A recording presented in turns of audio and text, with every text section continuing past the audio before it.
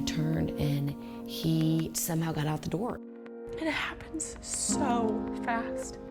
Every time I close my eyes at night to go to sleep, replays in my head. It was the worst day. Don't ever think it won't happen to you, because it can. It is a public health crisis. It's the leading cause of death in children. We're failing them. Our culture is failing them. We have to change the conversation. We want to ensure they're able to help themselves around water. You need to know how to swim. It's just a life-saving skill. It's a crisis for sure, and I don't think people realize it. Hello and thanks for joining us for a WVLT News special presentation, Crisis in the Water. I'm Brittany Tarwater. Drowning is the #1 cause of death in children ages 1 to 4, aside from birth defects, and the second leading cause of death in our teenagers, according to the American Academy of Pediatrics. Now, you may think this comes a little late. As a swimmer my whole life, the statistics of drowning make me worry for the health and future of our children's safety. On top of all the fears and concerns I already have as I'm about to become a new mother, I want to know how I can protect my own child from losing his life in the water, because even as a swimmer, I didn't know the dangers. Why isn't the #1 killer of our babies a conversation that pediatricians are having with parents at every well child visit? Why aren't there strict swimming guidelines that every parent knows about? Well, now there are. Hi, sweet girl. No love compares to a parent's love for their child. Cheers, Willow. Hey. And no pain compares to the paralyzing pain of losing one.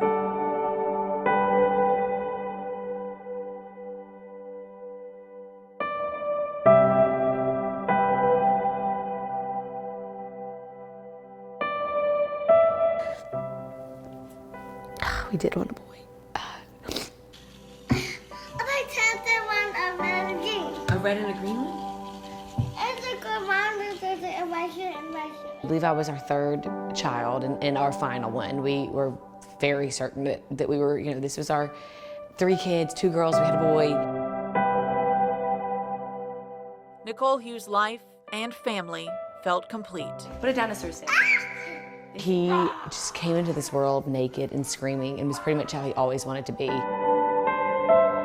3-year-old Levi looked forward to their family's favorite week of the year, an annual beach trip with 5 other families to Alabama. We have pictures around the house, of us at the beach, and he would see them and he would say, "Mom, we go to the beach soon. We're going to the beach soon." And and he was so excited. Hey, are you eating a Minion ice cream? On their trip, every time Hughes knew her kids would be around water, she protected them with proper gear. Everything they did that day, Levi was wearing a life jacket or a puddle jumper. He's in the pool with his big sister, he's wearing a puddle jumper. In a kayak in the ocean, wearing a life jacket. And we really thought we were doing everything right when it came to water safety. I mean, we really did. With seemingly no reason to keep it on, Levi's puddle jumper was off during dinner inside the house. We're kind of cleaning up, and then I saw this plate of brownies, and so I split a brownie with him, put it in his bowl, and kind of ruffled his hair and then turned away. And he somehow got out the door, and I didn't even know he was missing. That's how quickly it happened. So, oh my gosh, it was so quick. And then I walked out and just out of instinct looked over the balcony. Levi was in the pool. And there he was, and I just saw this bright flash of yellow. I mean, it was the shirt I had just put on him. In seconds, he was gone. To leave for vacation with your family and to come back and have to drive back without your son is, there's really not words to explain that.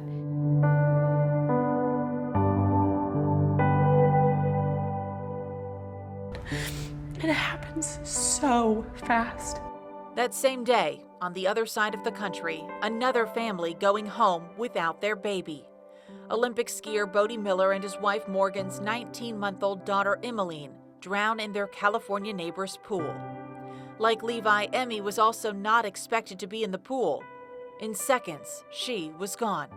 Every time I close my eyes at night to go to sleep, replays in my head. The same pain that ripped their hearts apart is also bringing these two families together. The Hughes and the Millers started working together to bring drowning to the front of the national conversation. We're failing them. Our culture is failing them. And it was truly all one fluid thought where I thought, oh, the American Academy of Pediatrics. So here I am, a grieving mother facing a future I would never have imagined. And so I stood right here and wrote this sort of plea, to the American Academy of Pediatrics saying, please let me help. It was summer and kids were drowning every day. And I just kept thinking, how can I not do this? The American Academy of Pediatrics joined the fight, along with the Hughes and the Millers, creating new public service announcements, letting other parents know about the importance of water safety. I never thought my child would drown, but I was wrong. Drowning is the we want to have impact in the long run, and we want to make sure that the action steps are, can be accomplished. The Hughes and the Millers teamed up with Dr. Ben Hoffman with the AAP. Together, they wrote new safe swimming policies that hadn't been updated in nearly 10 years. It is a public health crisis. I mean, we're talking about 12 kids a week. American school bus holds 70 kids. So we're talking about 9+ school buses over the course of a year. If there was an infectious disease that was killing 9 school buses worth of kids a year, we would think about it as a public health crisis. Drowning is the #1 cause of death for children ages 1 to 4.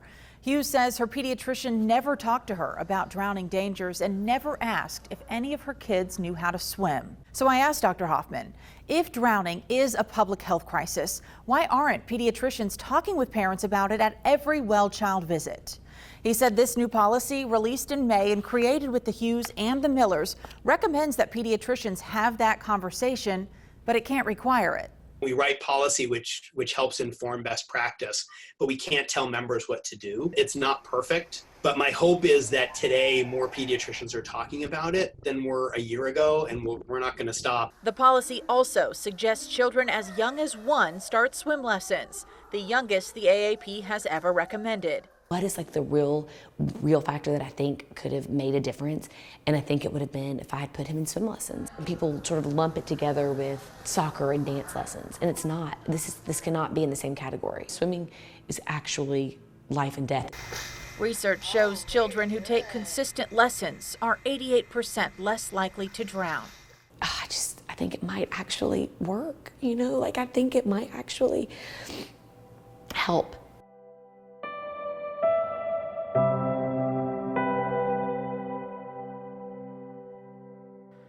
Just a year after losing Levi, the Hughes welcomed baby Willow into their family. She's not instead of Levi, but she is because of him. Hey, sweet Willow. 2 babies from the same family who, without knowing it, are saving lives. Willow? In a lot of ways, she's really already saved our family. And Levi. What if this actually helps and gives real kids a chance to have a full life? I just think that this is the most powerful example of just choosing love even though it's hard. Within weeks of Levi's death, his parents started Levi's Legacy, spreading the word about water safety, encouraging families to appoint a water guardian when children are not expected to be swimming but have access to water. Drowning doesn't happen like we may think. There's rarely splashing and yelling for help. It's silent and can happen in a matter of seconds. The Centers for Disease Control reports an average of 10 people are dying from drowning every day. A quarter of them are children. Most child drownings happen like Deborah Blizzard's 2.5-year-old granddaughter, Brooklyn, in a backyard pool. It was the worst day. My daughter, Holly, and her had come home and they were outside playing. Brooklyn wanted to go swimming. But Brooklyn didn't know how to swim. She was told to wait until after a nap to go in the water. Brooklyn unlocked 2 deadbolts while her mother was sleeping to get to the pool. We miss her so much, but I know she's watching us. Like Brooklyn, the AAP says nearly 70% of drownings happen when children aren't expected to be in the water. Not just swimming pools. All it takes is a few inches of water. I personally have seen kids who've drowned in buckets and toilets and little plastic wading pools in the backyard. I've seen kids who've drowned in bathtubs when the parents got up to answer a phone call. A child around water, it's always a risk. How do we protect our children while they're swimming? What products do we buy, and how do we know they're safe? Blow-up swim wings and inflatable rings are not U.S. Coast Guard approved safety devices. Amanda Rowland, aquatics director for YMCA of East Tennessee, says they can easily deflate and kids can take them off. If you can blow it up with your mouth, it's a toy. The more safe products are the U.S. Coast Guard approved products, life jackets, puddle jumpers. If they say U.S. Coast Guard approved, they're made of foam and they fasten so they're hard for children to take off. If a product is Coast Guard approved, you'll see the mark. It looks like this. Make sure all products are worn correctly to best protect your child. Although they are Coast Guard approved, there is some debate about children wearing puddle jumpers in the pool. Some experts, like swim instructor Camilla Hefner, worry about an unsafe up and down body position they create in the water, and says they can cause a false sense of swimming ability. They think that they can swim, and it's fun. They swim around in their puddle jumper. They think, I'm going to jump in, I'm going to float in a vertical position, and I'm going to swim around the pool. And when they jump in without their puddle jumper, that's not what happens. Nothing can drown-proof your child, but there are layers of protection the AAP recommends you use to be proactive. Always wear a life jacket when on the open water, but don't rely on flotation devices for protection. Check for four-sided fences around pools with latches that lock high enough to be out of reach for children. Pool alarms are required by law in Tennessee in pools built since 2011. There are alarms that monitor movement that stay in the pool, and alarms that go off when a door opens. Don't store toys in the pool. They can tempt young children to jump in.